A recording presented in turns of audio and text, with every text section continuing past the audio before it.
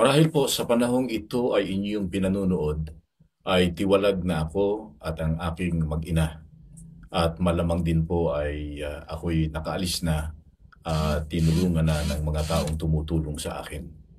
Gayunpaman ay minarapat ko na bago kami umalis at bago kami sunduin, ay ma-tape muna itong aking ilang sasabihin. Sapagkat marami na kayong naririnig mula doon sa mga tagapagtanggol ng sanggunian at gayon din naman sa amin. Gusto ko lamang na sabihin po sa inyo na ito ay hindi labanan ng mga salita o kaya ay pagandahan at pahusayan ng pagsasalita. Hindi rin ito pahusayan sa pangangatwiran. Ito po ay labanan ng kasamaan at ng kabutihan, ng katotohanan at ng kamalian. At alam ko po na tayo lahat gusto nating pumanig sa totoo. Kaya ang gusto ko lang pong masabi sa inyo ay ang gawin natin, sundin natin yung tama. Marami na kayong narinig, timbangin ninyong mabuti.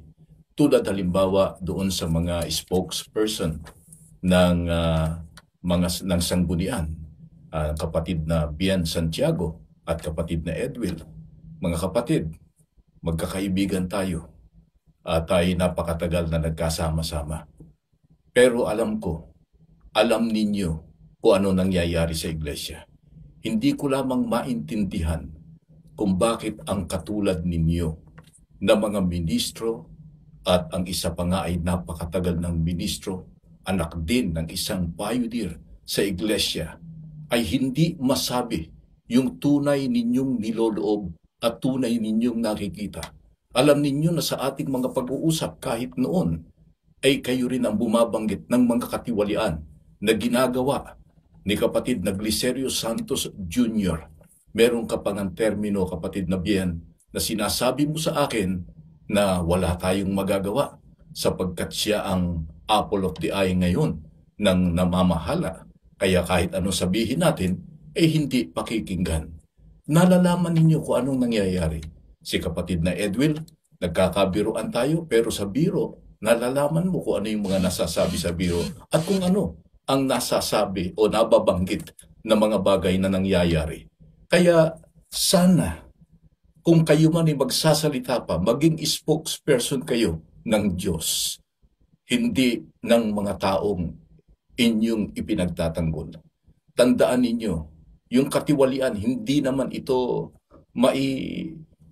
kakaila. Lilitaw at lilitaw yan.